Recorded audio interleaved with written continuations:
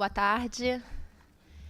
Primeiramente, eu gostaria de agradecer pelo convite na pessoa do presidente, querido amigo Gustavo Brigagão. É um prazer estar presidindo essa mesa, ao lado desses colegas tão ilustres, e para discutir um tema tão instigante como esse, das reorganizações societárias e, mais propriamente, das controvérsias envolvendo o ágil.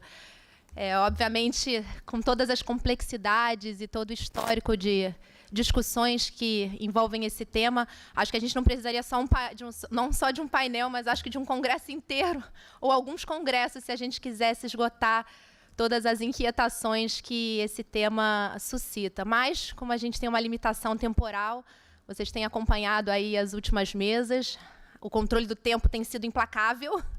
Então, por conta disso, eu e os demais membros do painel resolvemos focar em algumas questões específicas e a gente espera trazer para vocês aí uma abordagem atual e diferenciada sobre alguns aspectos. Então, nesse contexto, a gente vai começar o nosso painel com a apresentação do Daniel Giotti. Ele vai trazer para a gente um panorama atual sobre o tratamento fiscal do ágio no âmbito do CARF e as perspectivas de judicialização da matéria. O Daniel Giotti é procurador da Fazenda Nacional, formou-se pela Universidade Federal de Juiz de Fora, possui especialização em Direito Econômico e Empresarial por essa mesma instituição, é mestre pela PUC do Rio de Janeiro e doutor pela UERJ, e recentemente publicou um livro com um tema extremamente oportuno, né, que foi objeto da sua tese. O nome do livro é A Praticabilidade do Direito Tributário, Controle Jurídico da Complexidade na Tributação.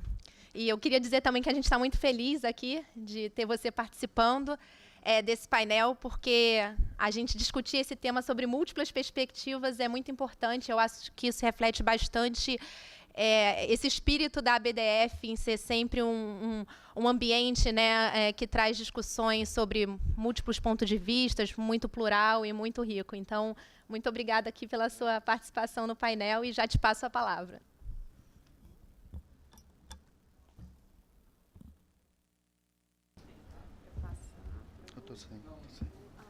Obrigado. Inicialmente, eu gostaria de saudar a doutora Flávia, presidente dessa mesa, saudar também todos os colegas que comigo vão discutir esse tema, dar boa tarde para todos os presentes aqui, colegas, amigos, advogados e advogadas, advogados públicos também. E, embora o meu tempo seja curto, eu preciso fazer 2 registros rápidos. Um registro inicial de agradecimento à BDF por ter me convidado para esse evento e também parabenizar o presidente Gustavo Brigagão e toda a diretoria por esse evento.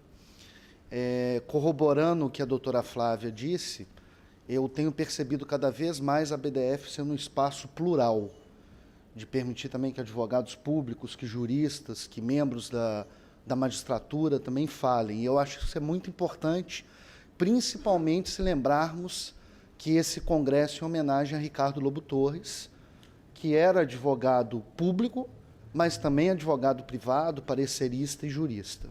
Então, esse é o meu primeiro registro. E o segundo também, saudar a figura do professor Ricardo Lobo Torres, que, para mim, está entre os 5 maiores tributaristas do Brasil, de todos os tempos, talvez esteja lá entre os 3 tributaristas, e eu me sinto muito, muito feliz de participar do evento em homenagem ao professor Ricardo Lobo Torres. Bem, o tempo é curtíssimo e, conversando com a doutora Flávia e com todos os demais integrantes desse painel, eu achei por bem dar um panorama geral sobre o ágil e, principalmente, focar em algo que me parece interessante, que é a ausência de judicialização dessa matéria, que a gente vai saber por quais são as causas, né? A maioria de vocês, obviamente, já sabem dessas causas, mas de dizer que, principalmente com a Lei 12.973, algumas questões ficaram pendentes de discussão e eu acho que o Judiciário precisa entrar nesse debate. Como precisa entrar no debate de planejamento tributário, de propósito negocial, dessas questões todas que estão ficando muito na mão dos órgãos administrativos. Vejam o advogado público falando isso, mas aqui estou principalmente como jurista. Bem, eu dividi a minha apresentação. Primeiro eu vou estabelecer as fontes legislativas e o histórico do ágio. Segundo, eu vou tratar de algo que parece-me relevante nesse tema, que é aquela velha discussão de um dever fundamental de pagar tributos, que está sendo muito criticado, mas que vem agora pela, digamos assim, pela academia que representa a iniciativa privada, uma ideia também de direito fundamental economizar tributos. E eu acho que o tema é especial para tratar disso. E o último tema, de falar de alguns pontos que já foram judicializados, algumas decisões judiciais, e o que eu acho que pode ser judicializado ainda. Bem, as fontes legislativas do ágio, todo mundo deve conhecer, mas só para a gente fazer um panorama geral, nós temos o artigo 385 do Regulamento do Imposto de Renda, que nada mais é do que a consubstanciação do artigo 20 do Decreto 1588 de 77, que foi severamente alterado pela Lei 12973 de 2014.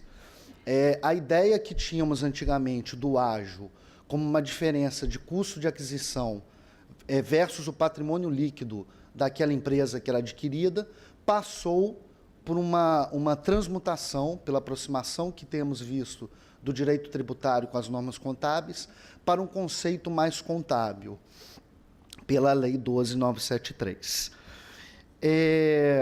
E essa alteração, ela trouxe um tema relevantíssimo na 12973, que foi a vedação expressa ao ágio por rentabilidade futura, ao goodwill, entre partes dependentes, entre empresas de um mesmo grupo econômico.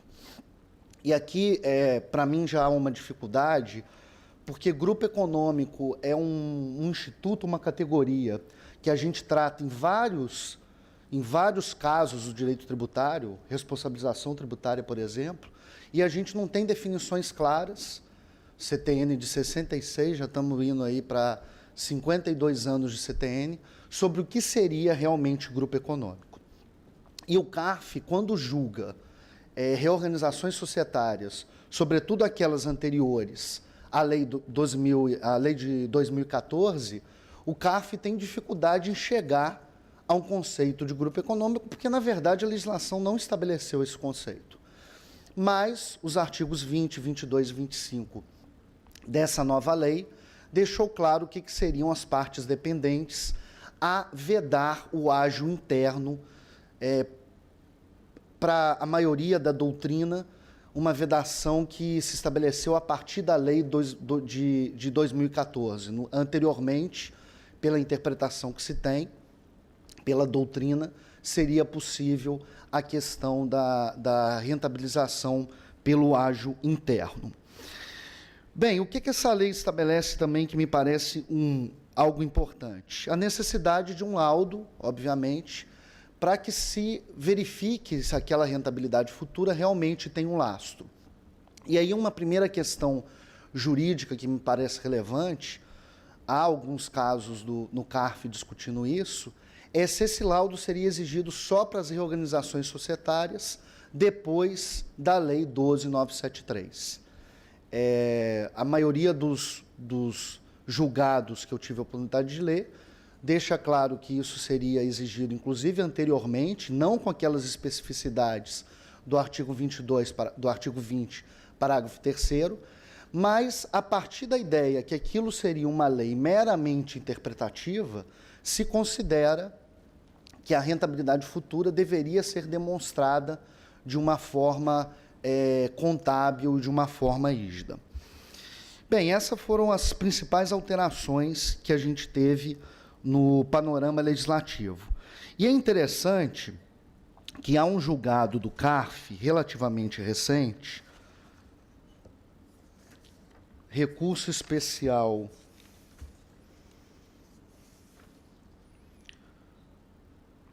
901.003.612 da primeira turma, que mostra como o panorama da análise do ágio, sobretudo do ágio interno, mudou no âmbito do CARF nos últimos anos, e me parece também que é uma mudança que se retrata na mudança da interpretação do planejamento tributário como um todo, que é a ideia de que não é cabível mais a lavratura de uma infração com base unicamente na aplicação do discutível princípio da supremacia do interesse público.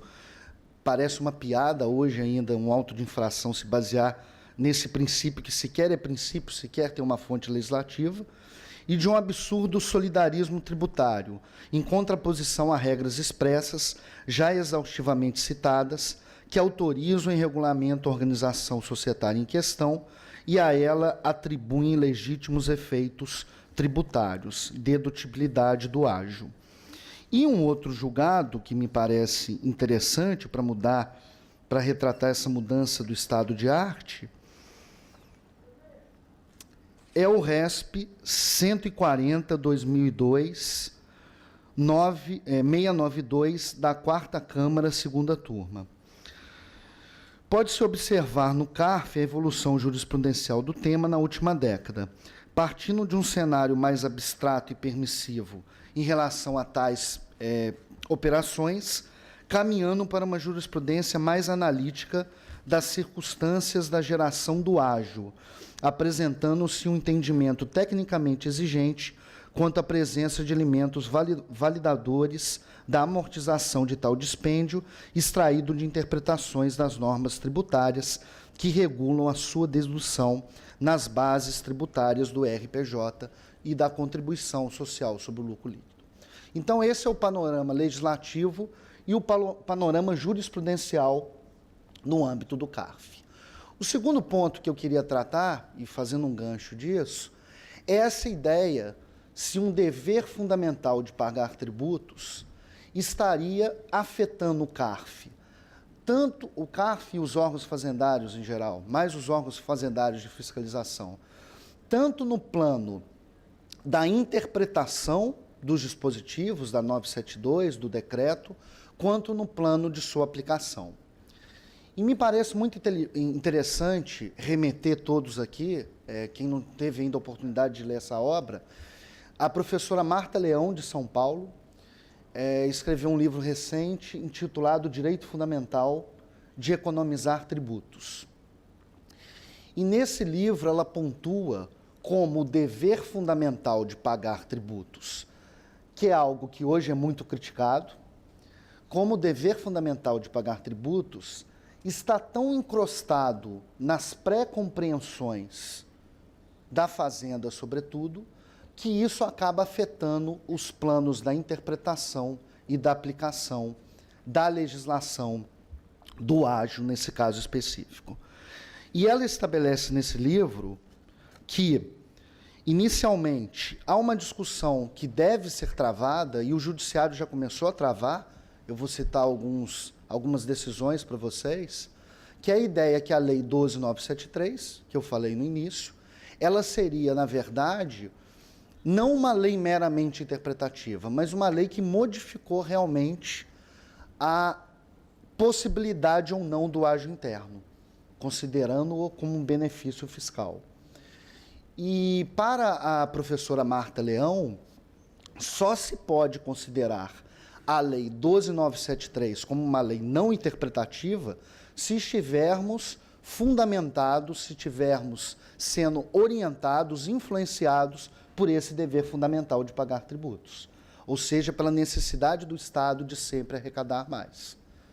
Então, inicialmente, teríamos uma questão prévia, que no plano de interpretação eu já atrapalho os interesses do contribuinte por conta dessa pré-compreensão. E no plano da qualificação, que é o segundo plano de aplicação do direito, na qualificação dos fatos, isso também gera uma interpretação do fisco restritiva aos interesses do contribuinte. E ela cita, e eu acho esse julgado bem relevante, bem sintomático, o processo administrativo 100.845.722.54 de 2011/65, em que se estabelece que, para que o ágio interno seja legitimado anteriormente à aplicação da lei, 6 critérios deveriam ser estabelecidos, deveriam ser observados. Um controle de legitimidade. A aquisição de investimento relevante com contraprestação de ágio fundada em expectativa de rentabilidade futura, isso é o próprio conceito, né? Fluxo financeiro ou sacrifícios econômicos envolvidos na operação de aquisição, desdobramento do custo da aquisição em valor de equivalência patrimonial da investida e ágio ou deságio, a amortização do ágio deve se processar contra os lucros da empresa investida e a absorção da pessoa jurídica a que se refere o ágio ou deságio pela pessoa jurídica investidora ou vice-versa. Critérios que não estão na lei e foram estabelecidos na jurisprudência do CARF. Bem, meu tempo já deve ter se esgotado. Rapidamente, a judicialização, que é o terceiro tema da palestra. Posso ter 2 minutinhos? Essas questões foram muito pouco judicializadas. Numa pesquisa nos tribunais regionais federais, eu encontrei algumas decisões interlocutórias no TRF3, em agravos de instrumento, e decisões no TRF4. Quais os temas que a questão da Lei 12.973 nos apresentam de forma mais clara? Primeiro, é a questão de se entender se, antes da 12.973, o ágio interno seria ou não permitido. Para o CARF, não sei se todos os senhores e senhoras se lembram disso, o CARF chegou a propor uma súmula vedando o ágio interno, mas essa súmula não foi aprovada, embora a jurisprudência do CARF vede o ágio interno quando há uma relação de interdependência das pessoas jurídicas envolvidas. Mas, com base nessa manifestação do CARF de não aprovar essa súmula, a gente pode discutir realmente se havia ou não essa vedação. E o que o Judiciário já se pronunciou em pouquíssimos julgados?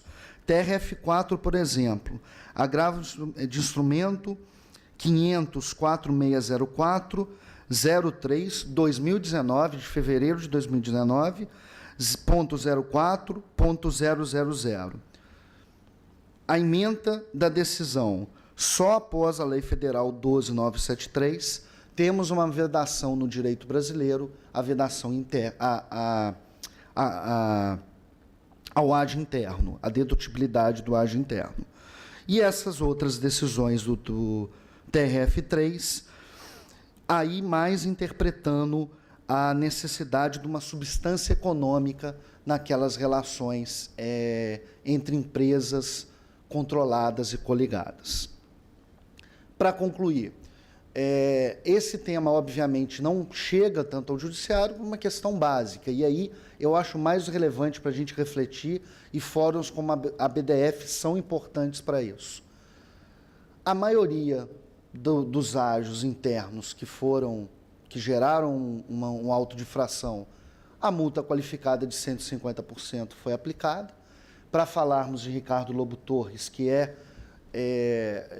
um homenageado desse evento, multas qualificadas desse jaez para ele beiravam o confisco, constituíam um confisco e constituíam uma imoralidade tributária. Então, isso é um problema. Enquanto você tiver um agravamento dessa multa, vem os parcelamentos extraordinários, que o governo promete que não viria, mas já estão falando no parcelamento para os créditos previdenciários. Semana passada já veio essa ideia. E, pelo longo tempo de uma decisão no contencioso administrativo, acaba que essas questões não são levadas ao Judiciário. É algo que o professor Luiz Eduardo Chueri tem colocado muito em relação ao planejamento tributário e que é uma reflexão que eu queria deixar aqui. E lembrando que, na concepção do homenageado desse evento, isso resvalaria na moral tributária, que é algo que a gente tem que sempre repensar no direito brasileiro. Muito obrigado.